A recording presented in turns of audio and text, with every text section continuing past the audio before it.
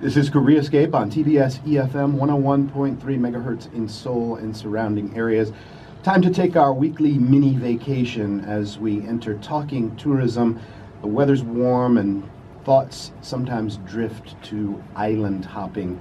Whether it's here in Korea or whether it's in Southeast Asia, the middle of the Pacific, it's the kind of weather that makes you think about coconuts and beaches and cocoa butter and all that kind of stuff. So we have invited once again our professional tourist, Jimin Yoon, to talk about it with us. Hi, Jimin. Hello. Island hopping, you into it? Yeah, I love islands. Islands are wonderful. I've always dreamt, the Korean peninsula, if you look at it towards the bottom on the southwest, it's almost like a salt shaker shaking out little bits and bobs. There are so many islands. It's like salt or grated cheese. I would love to go down there and just ferry from one island to the next to the next. There are so many to discover down there. Have you done that kind of thing in Korea? Well, not much, but last week I was in Mokpo. Mokpo is known for that. The surrounding area is known for the islands, but I didn't have a time to go visit the island, but I got to see the island. Yeah. So it just made me to be inspired to go to the island. Fantastic. So, not just here in Korea, but all around the world, there are some incredibly beautiful islands, right?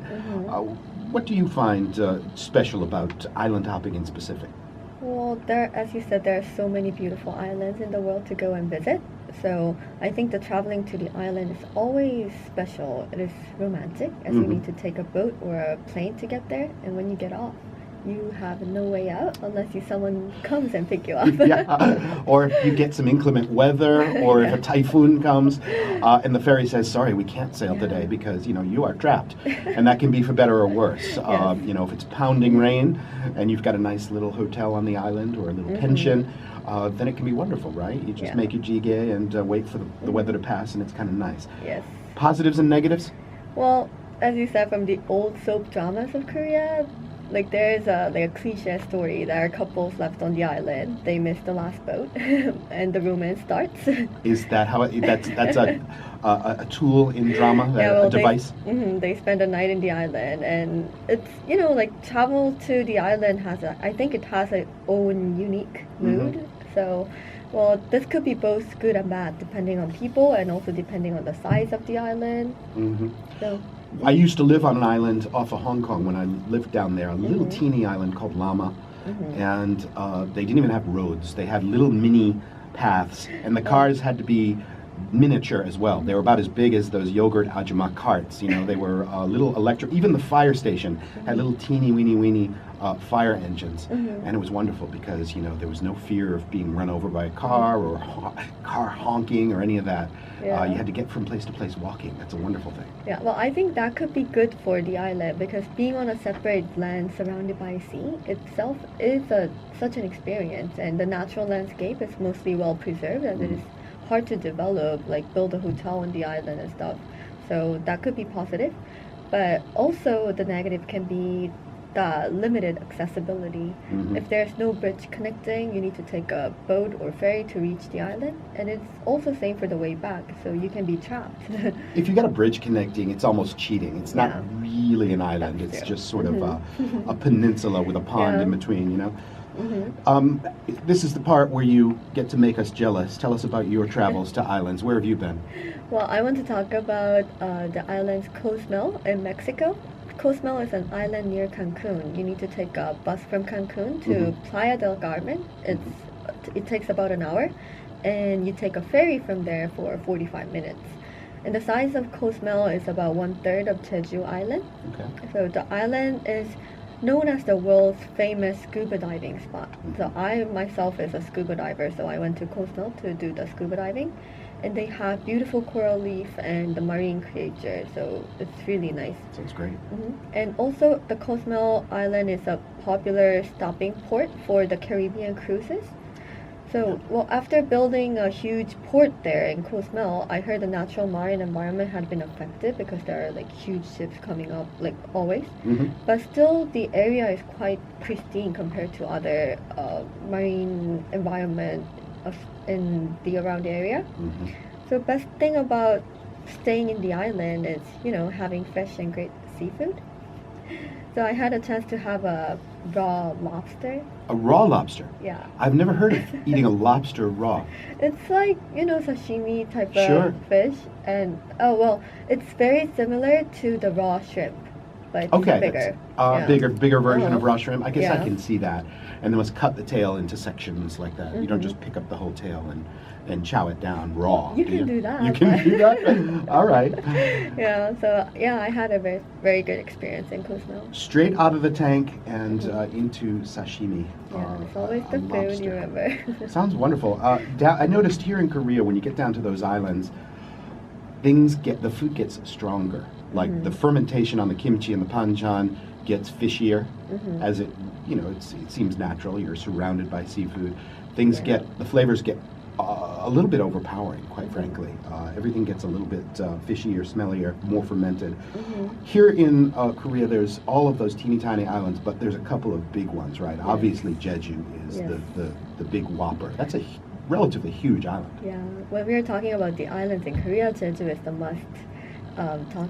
We need to talk about Jeju Mm. because it has been the most unique and popular island and become a very popular tourist spot. Mhm. Jeju is a volcanic island, as you know, which was inscribed on the World Heritage List in 2007. The island is full of attractions, not only the natural wonders like Halla Mountain, but also Jeju is filled with small and unique restaurants, cafes, and museums. Some that- golf down there too, isn't there? True, yeah, Yeah. golf.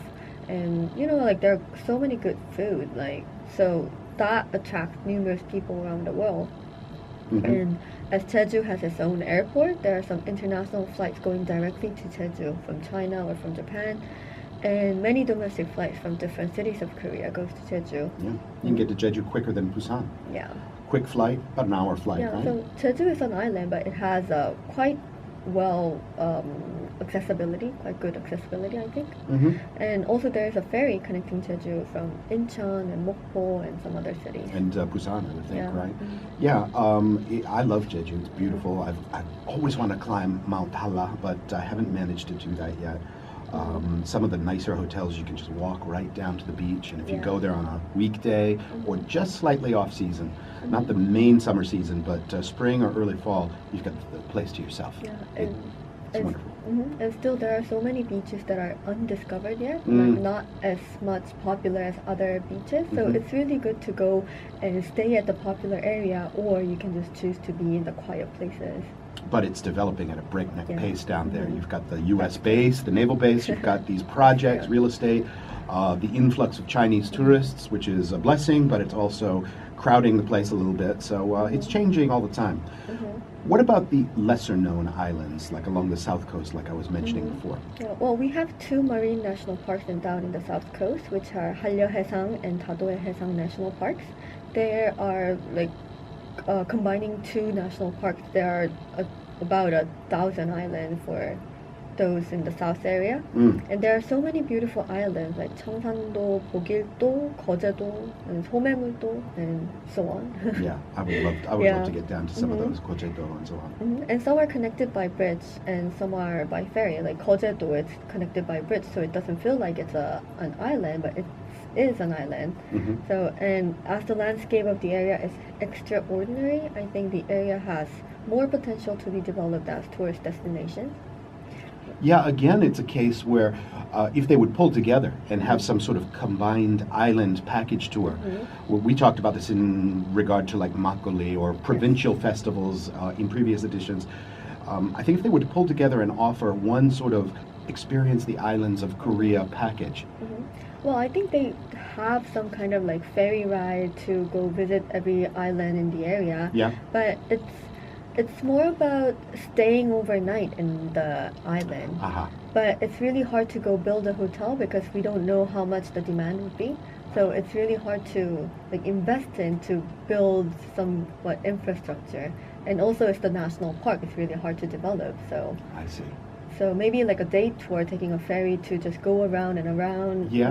and come back. Or a bigger boat where you could Mhm. stay on board in a little cabin, that kind of thing. That might Mhm. work. Are all of the islands, inhabited here in Korea? Well, there are so many deserted islands too. And there's a special tour product visiting deserted island. Oh yeah. There are Like a- still, connected to Korea, under Korea's sovereignty, there are uninhabited, deserted Sure. islands. That surprises me. Yeah, that there are quite many because there are so many small islands in the South Coast area. So this product, like a TV program, 정글의 법칙, do you know? Law of the Jungle? Yeah, it's like a survivor kind of thing. Yeah. So this tour product kind of offers you a chance to be like to survive in an uninhabited island. Yeah. So like I think in Korea it only takes about like overnight, like one day. Oh yeah. And they also offer going to visit an island in the Philippines. Or the Philippines. Yeah. So and that takes you about like 4 to 5 days to like survive. So you go there, they just drop you off on the island, and they say, "Have a good time. Yeah. Here's a mosquito net." That kind of thing. Yeah, well, you need to hunt and fish to have food by yourself, and you have to build a house from nothing. Well, although it can be tiring, but people enjoy being there as like uninhabited island because that's the only place you can have such experience. Like very unique experience. And you know, like imagine it like staying overnight in the island, like a sky full of stars and the tranquility that you can experience. It's the most amazing experience you can have there. You wind up talking to a volleyball after a couple of days. So the sky, you know, in the open space, the ocean. Hopefully, there's a little less of this dust and pollution down there, or if there is, the air currents are moving so fast that it must be clearer. I miss seeing a starry sky. You know, the pilot. We went up with NASA about a week ago or so, and he said, 30 years ago, I used to be able to see stars. Now I can't see stars anymore in Korea. All right, before we wrap up, any other island experiences we should talk about? There is another program visiting the island of Korea. It is called 섬청년 탐사대, the Youth Island Expedition. And the special about this program is the purpose of the trip. The purpose is to clean the island. So there are some islands suffering from the marine litter. So they gather up as a group and visit the same island for 3 times to clean the island up. Okay. What's there to clean up?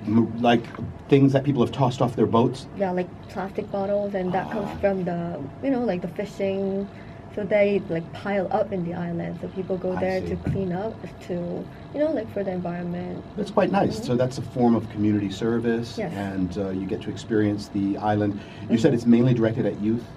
It's for like a college student, like in their 20s and early 30s.